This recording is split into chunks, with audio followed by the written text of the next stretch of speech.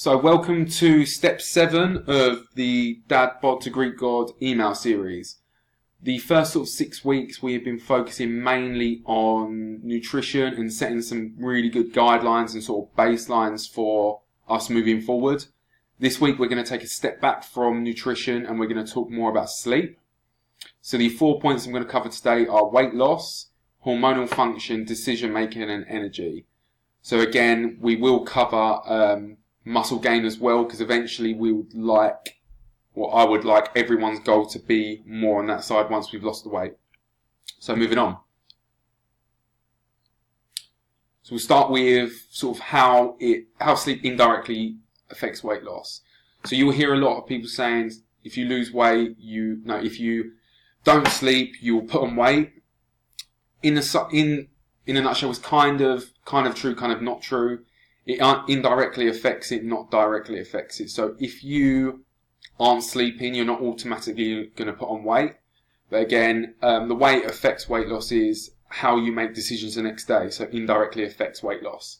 So say, for instance, you've had a really bad night's sleep, and the next day you're shattered and you really, really need energy. The chances of you picking up so-called healthier foods is very, very low. The chances are you're going to pick the sugary options and the ones that are going to give you the most energy straight away, because humans are programmed to do that. We are programmed from millions of years ago to, as soon as you are depleted of energy, to find something that is as sweet as possible to basically give us the energy again. So, as you can see, it isn't sleep's fault entirely. It is what the sleep indirectly does to you. So again, I'll discuss over the next few slides how it indirectly affects it and the hormones that play a big part in that.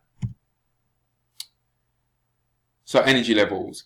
We all know what a bad night's sleep can do for us. The next day it hits you for 6. So think about when you've had a late night, you've had a really, really stressful day at work, and the one time you can switch off is overnight. So when you're asleep and you're up all night, it could be the kids, it could be just a poor night, so it could be stressed and stuff like that.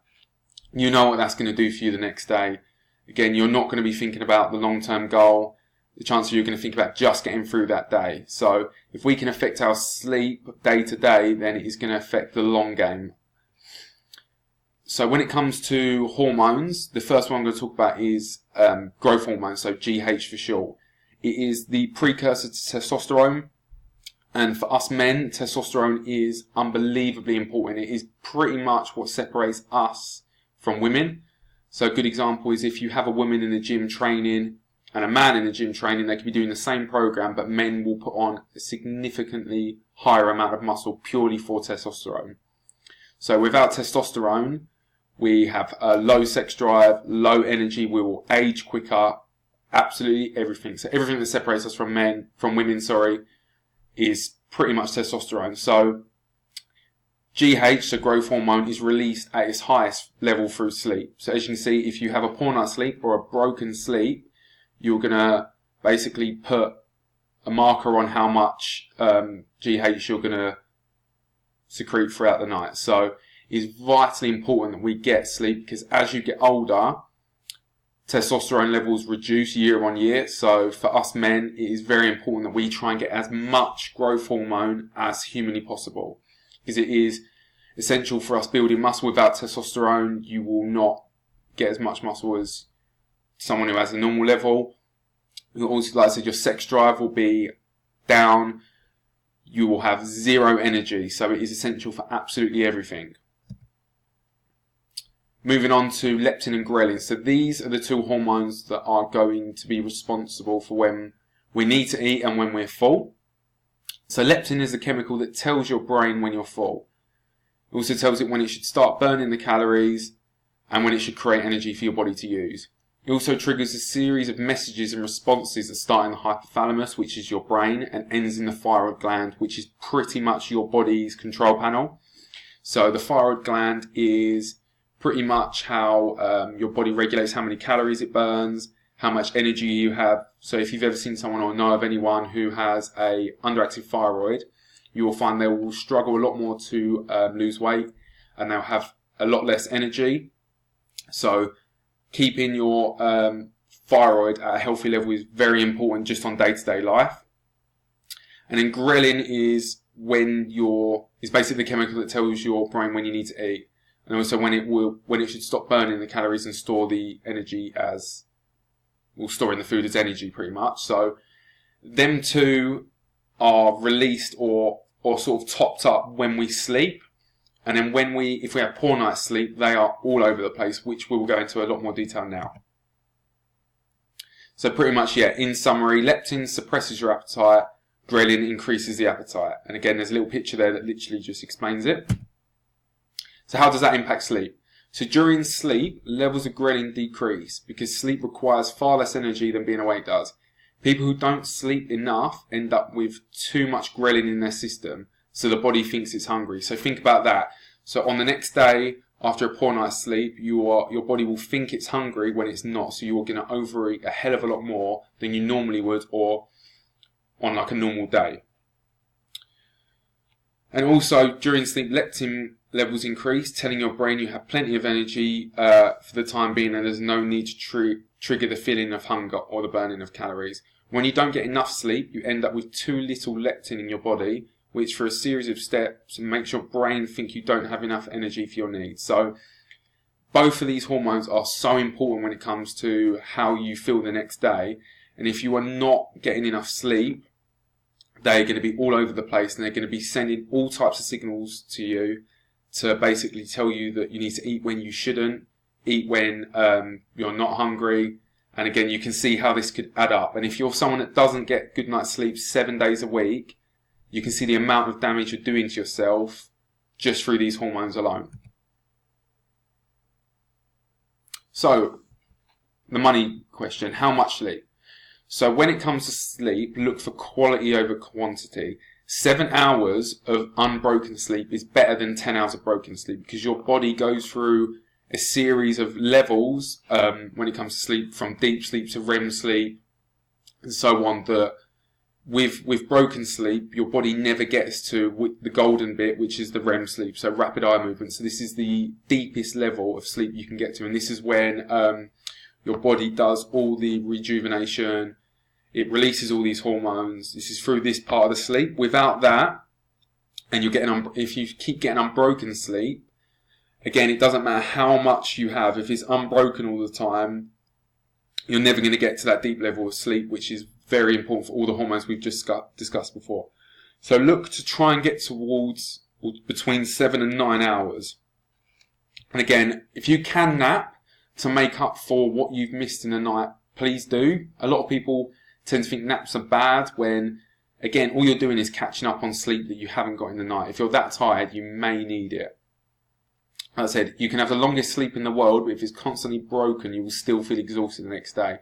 We've all been there where you've had a 10-hour sleep, 11-hour sleep, but you've been up all night and you still feel like crap, and you think, why on earth am I like that? It's because you haven't allowed your body to get into the stages of sleep it needs to.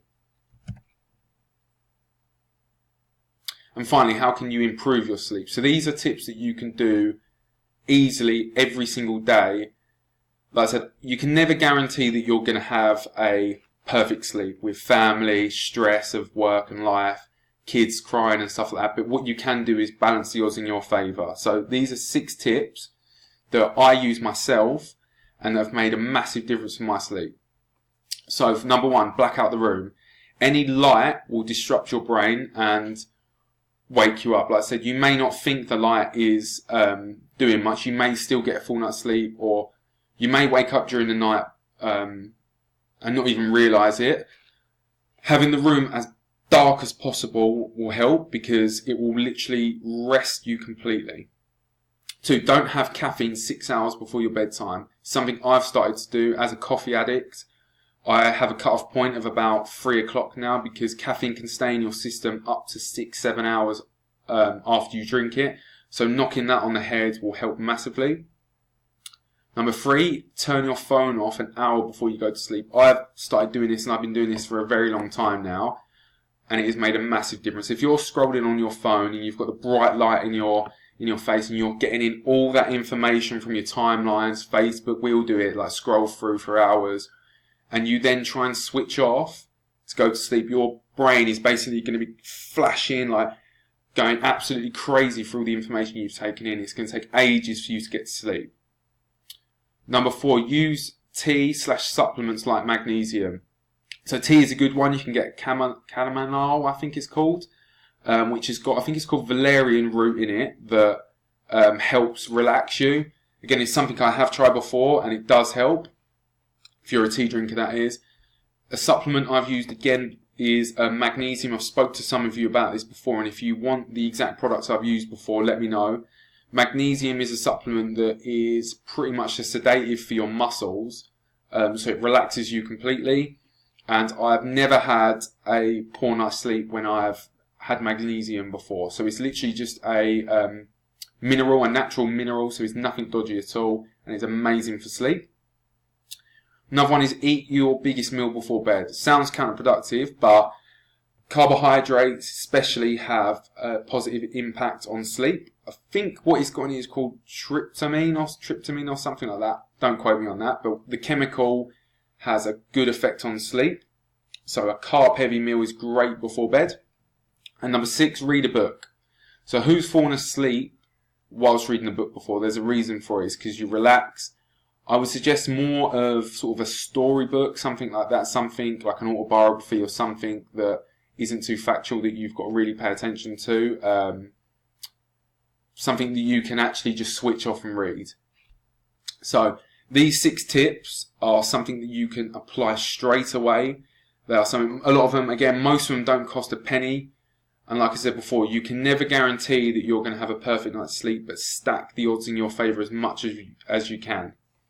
So like other videos, if you have any questions on these, or if you want to know the supplements or the tea that I've had before, then ask in the group so then everyone finds out at the same time.